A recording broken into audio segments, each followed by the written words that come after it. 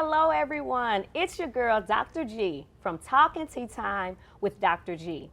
I am so honored today. I have the opportunity to sit down and have a personal interview with Sara Wood from the Big Game Officials. We'll be right back, so stay tuned.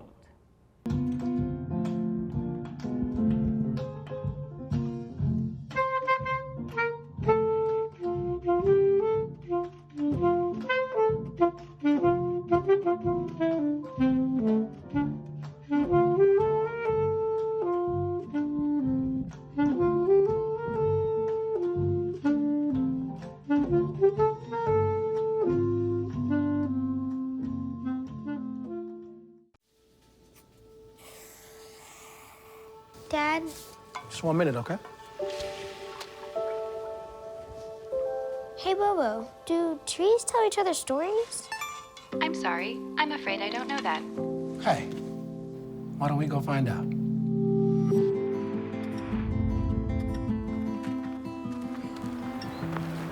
Listen. Do clouds take naps? I couldn't tell you.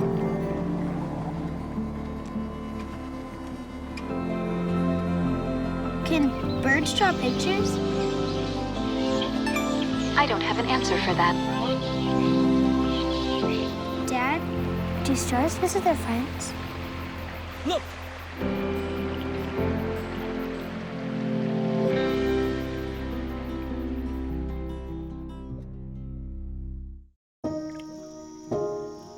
This is the story of a boy who didn't talk for a long time. The boy liked things to always be the same. Any changes would scare and upset him. The unknown was an unfriendly place. The boy was very sensitive to lights and sounds. So he built secret hiding places where they couldn't get in. The boy didn't like looking people in the eye. He wasn't trying to be mean, it just made him feel uncomfortable. Sometimes he would flap his arms again and again. One day, I found out I had something called autism. My family got me help. Slowly, I found my voice and learned all the ways I could live with it better. Early intervention can make a lifetime of difference. Learn the signs at autismspeaks.org.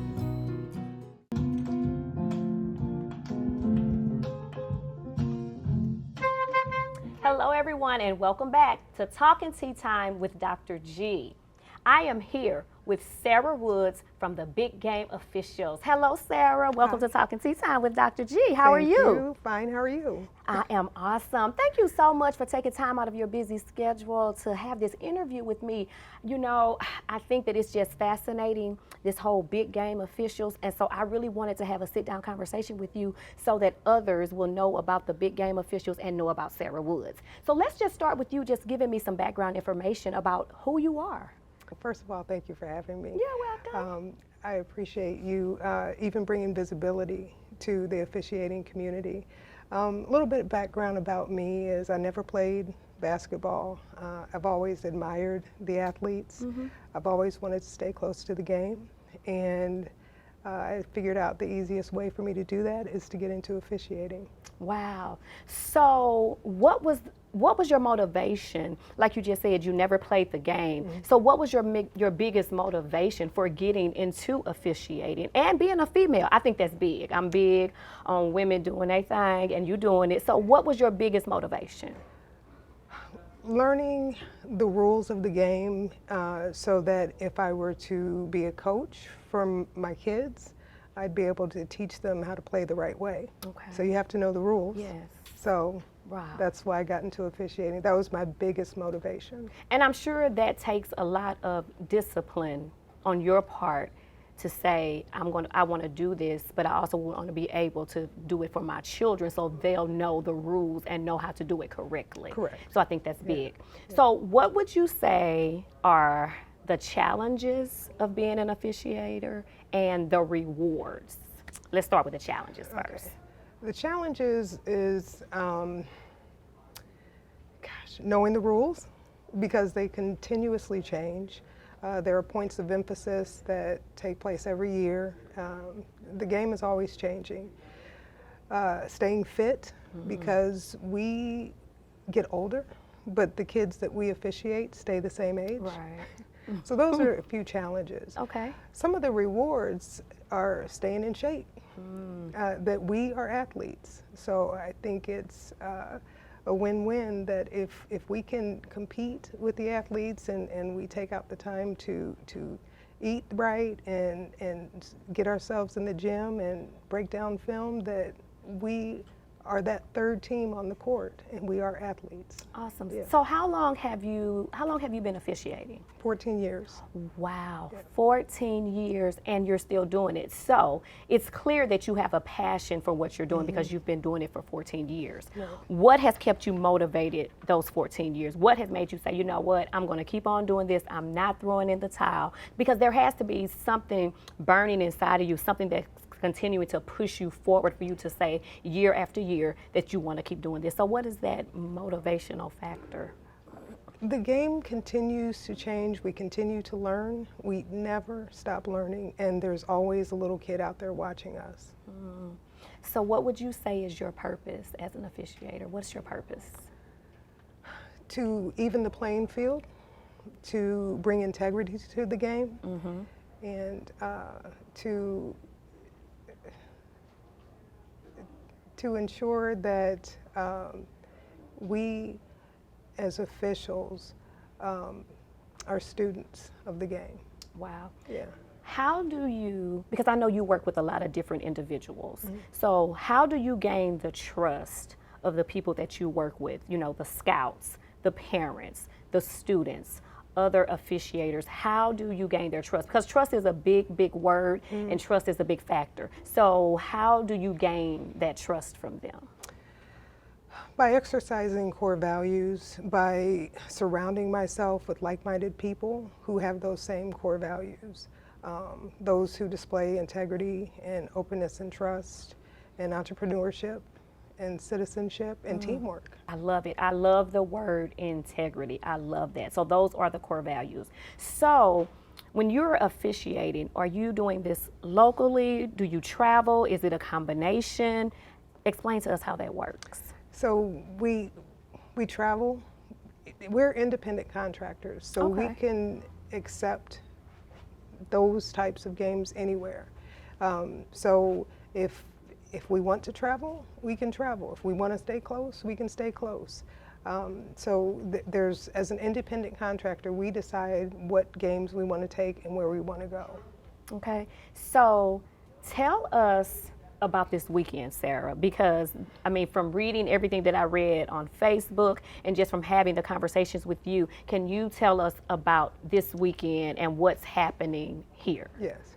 So this weekend we have a camp. It's an instructional camp, and what we do is we bring young officials who are interested in sharpening the saw and getting better. Okay. And we bring them out and get them on the court, get them in the classroom, go through drills, and we have officials who are experienced, who are seasoned. They are teachers, and we basically get them together and teach them. Okay. You know. So the students that are participating today, are these students from the Illinois, St. Louis area, or is it beyond that, or is it just local? They're from all over. Okay. We have folks from Colorado, California, Wow. Kansas City, Ohio, yes. Wow. So- What's the age group of the students that's here? The youngest is 13, and the oldest is, actually I'm too old to try to determine someone else's age, but. So is this just a camp for, is it a camp for boys, or is it a camp for girls and boys? Both, yes. So you have girls and boys Right. here Right. today. Yes. Wow, this is so fascinating. And as I was walking in, well, first of all, when I pulled up on the parking lot, I was like, oh my gosh, it was so many cars outside. Then once I walked into the building and I saw all the activities going on, I was like, this is really, really, really big. So if there's a parent watching, how would they get their child involved in the big game official camp? So they can go to my website at www.biggameofficials.com.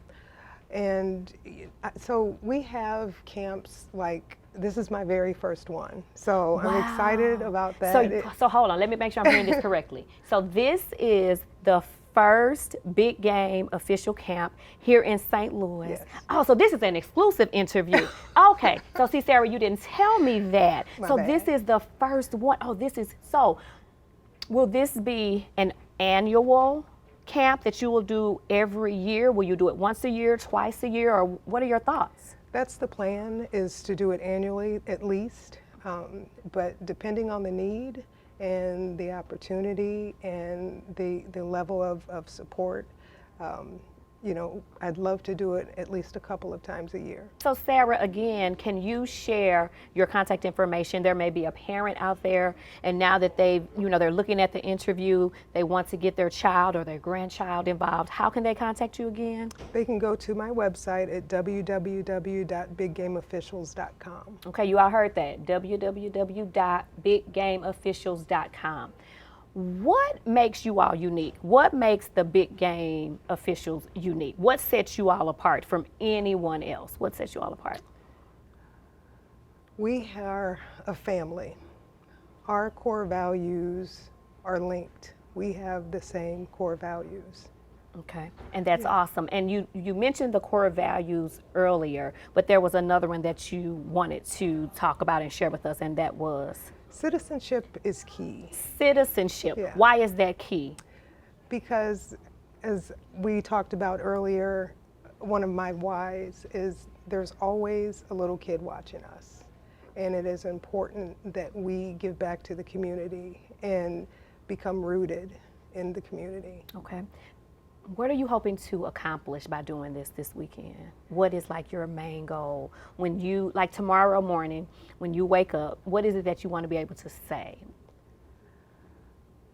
I was the person that I needed when I first started. Wow. Repeat that one more time. What you want to be able to say? I've always wanted to be the person that I needed when I first started. That is so awesome. What advice would you give someone that's wanting to, first of all, go into the field of officiating? What advice would you give them? To be patient, to trust the process, to enjoy the journey. I love all of that. I love all of that. Now, I mentioned earlier that I love the fact that you're a woman and you're in this field. Are there a lot of women that go into the field, or have you come across a lot of women that say, "Hey, I'm an officiator just like you"? Do you find that while you're out traveling, or while you're just here local in the area? Initially, there were not a lot of women. I think that I kind of made it a mission to try and reach out to more females because we need an opportunity in this male-dominated industry. Yes. So, yeah, that's really, there aren't a lot of women, but since we've grown, we've had a lot more. Right. And to see the turnout of the females at this camp is very encouraging. Right. Yeah. So, thinking about the future, do you ever think that you would have the opportunity to partner with school districts in the area? Because, there's a lot of females now that's going into the game. So do you think that you would ever be able to partner with the school districts in the area to do camps at the school, or go to the schools and just talk to the young girls about the game, about officiating? Do you think that's something that you can see in the near future? Absolutely. I'd love to do that. That is my why. That's the reason why we are putting on this camp, and that's why I really appreciate you sitting down with me, is to provide that visibility, because this is an opportunity for young people, especially if they get started at an early age. Yes. And again, I was just so excited to hear that this is something that's happening in the St. Louis area, and then it really became personal because she's related to me. So it really became personal then. So I had to do this interview. And so I am encouraging those of you that are watching, if you are a coach, if you're a superintendent or a principal, that you contact Sara, have Sara come out to your school, because this is something that everyone needs to hear about, especially if they have those children that are involved in sports. And now girls are just like on the rise, you know, it's like straight girl power, and I love it. Absolutely. And so again, when I looked out there and I was like, oh my gosh, look at all of these kids here. Now, the camp started yesterday? Yes. Okay, so tell us what happened yesterday. Yesterday we had a registration, and we kind of did a 20,000-foot perspective overview on what the big game teaching map is, and just to prepare the campers on what the weekend was going to bring. And we had some guest speakers just, you know, come in and talk about some of the principles of the big game teaching map. And then we all went to a Cardinals game. Oh, awesome. That was fun. And so that was last night. And so then this morning, can you kind of walk us through the day, what happened today? Yes. So this morning we started at 7:45 a.m. and we had a boot camp where one of my partners, Natasha Brown, with Build by Brown Fitness, she came in and she took the officials through a boot camp. Okay. Got them all warmed up to get on the court. And then we had a couple of more guest speakers come through and go through court drills and mechanics, agility drills. Okay. And then they got out on the court and they started refereeing. We have clinicians on the sidelines providing feedback and talking them through plays and you know, just instructing them along the way, encouraging them, giving them constructive criticism, and yeah. Okay, so the camp is over today. Or Tomorrow, Okay, yes. so what's going to happen tomorrow? Tomorrow is championship day. Uh-oh. So, and so they're going to get back out there, and everything that they've been working on thus far, they can lay it all out there on the court. Wow, so trophies and all of that good stuff will go on tomorrow. For the teams, yeah. This is so exciting. Now, I know that you don't work alone. So you have individuals that work with you. Who does your team consist of? The people that help you out. Who are those individuals? Oh my gosh. There are too many to name. Okay. You would not believe the amount of support that came out. They came from Massachusetts. Steve Wilson Jr. is here from Massachusetts. We have John Hendricks here from Kansas City. We have Natasha Brown, who came in from Alabama. We have the matriarch, Danita Moore, who is here in St. Louis with me, Erica Smith, Jerron Dent. We have Phil Lashley. There are so many more people who are coming tomorrow. Kaylee Davidson is here. This is exciting. You should have asked me for a list, because I know I've missed somebody. Right. We have some young officials who came in.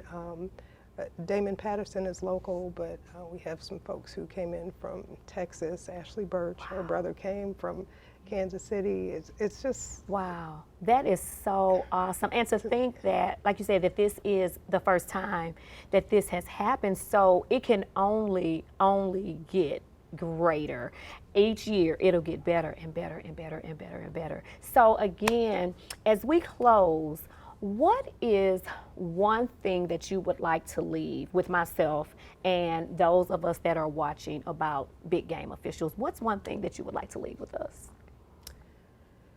The objective of big game officials is to set the standard in officiating.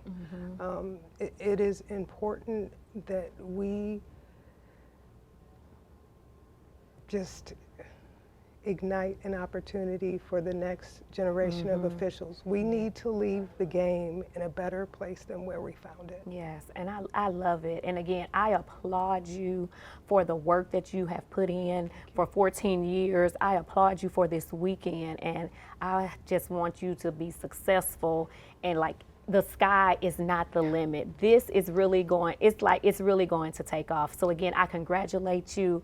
Continue being the person that you are. Continue to pour into these young people because they really, really need it. And thank you for taking time out to be a guest on Talking Tea Time with Dr. G. Thank you. Thank you for having me. When we return, Dr. G will be sharing one of her favorite teas. Stay tuned. When I first saw Turtle, my heart was full. Now anything but lonely. We have this like deep connection, this heart connection. He just wants to be close to you and part of your life. Every day with Turtle is a perfect day. He's an incredible companion and my best friend. When I'm holding her, it makes me feel calmer. It's a sensory thing. It's a thing with Asperger's. I've seen adults react to my daughter when she has meltdowns, like she's from a different planet. And this little animal just sat next to my child and was just like, you know, it's gonna be cool. When I retired from the Navy, I found myself on a void in my life that had been filled by the people that I served with. Tommy really brought an important factor to my life. I think everything he does shows how much he loves us. When we adopt a shelter pet, we discover they're a little bit of a lot of things. But they're all pure love.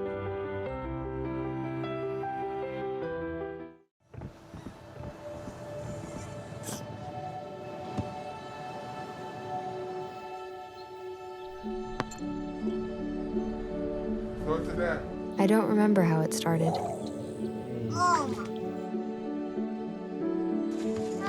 Our back and forth. Victory. Fumble. Repeat. It always came back.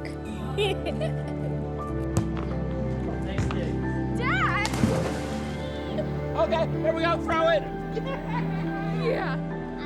You probably don't remember what you told me, That was perfect. but I heard every word. Nice.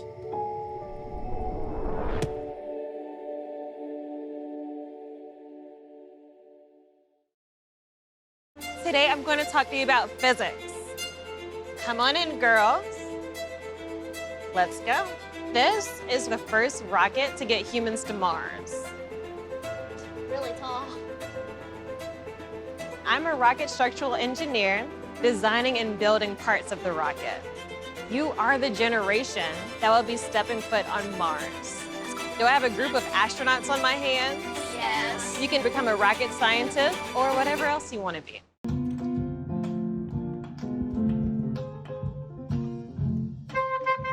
Welcome back to Talking Tea Time with Dr. G. As you all know, it is time for Dr. G to share her favorite tea. So today I chose Lipton Iced Tea Peach. The reason for me choosing this one today is it is so easy to make. All you have to do is add the tea, then you add your water. I chose to drink it over ice today because it's a nice summer day. But if it's during the winter time, you want something warm, you can drink it warm. So my tea for today, again, is Lipton Iced Tea Peach. As always, thank you all so much for tuning in to Talk and Tea Time with Dr. G. Please continue to support Talking Tea Time with Dr. G. I will be airing on the TV network, and you don't want to miss it. We will be on Roku, Fire TV, and Apple TV. As always, stay safe, stay healthy, and stay positive. It's your girl, Dr. G. Bye-bye.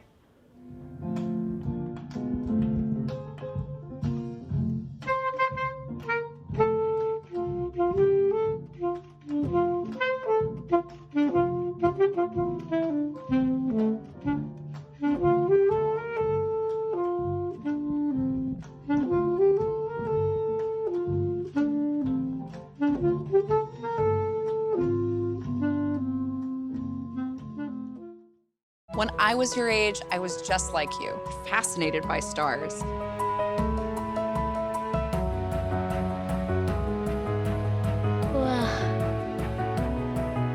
But now I get to search for life in the universe. And who knows, maybe life is looking for us too. So we're like aliens to them? Yeah, Does anyone want to be a scientist now? I do. Awesome. We need more girls in STEM. Maybe we can find aliens.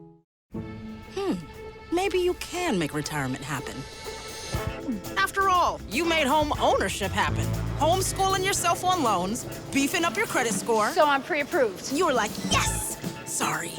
Color coding listings, ticking boxes, and flushing every toilet in a 20-mile radius. Home sweet home. You aced house hunting. Now get the tips you need to get on track at aceyourretirement.org. When I was in foster care, I never knew when I would have to move. So I always had my suitcase ready to go. Then one day, I was adopted. My new parents opened their hearts and home to me. My parents cook my favorite breakfast for me every morning. My parents take me on trips I never thought I would go on. They gave me a home and an even better reason to use that suitcase. My parents aren't perfect, but they're perfect for me. I'm Jenny Garth, and as a mother of 3, I know kids worry about a lot of things. Getting enough food to eat shouldn't be one of them. But here in America, that is a real worry for 1 in 5 children. Even though we are one of the most food-rich countries in the world, 15 million children don't know where their next meal is coming from. This is unacceptable, and something the Feeding America nationwide network of food banks is working to solve. Instead of accepting that our country lets billions of pounds of surplus food go to waste every year, Feeding America has made it their mission to help families in need by rescuing this food. Through food pantries and meal programs, the nationwide network of food banks provides more than 3 billion meals, serving virtually every community in the United States, including yours. Join me in supporting Feeding America and your local food bank by visiting feedingamerica.org. Together, we can solve hunger. Together, we're feeding America.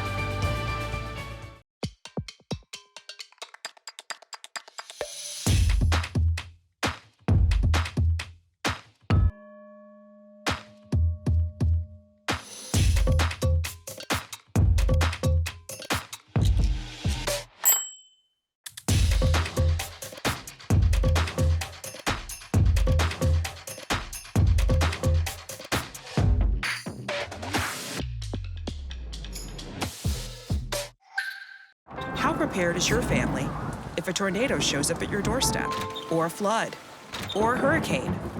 You can't just turn away a natural disaster. That's why it's important to go to ready.gov/plan now. It has the tools and tips you need to make an emergency plan with your family. So if disaster comes knocking, let's go. You'll be ready to help keep your family safe. It's just a pizza. Yes. Make a plan today.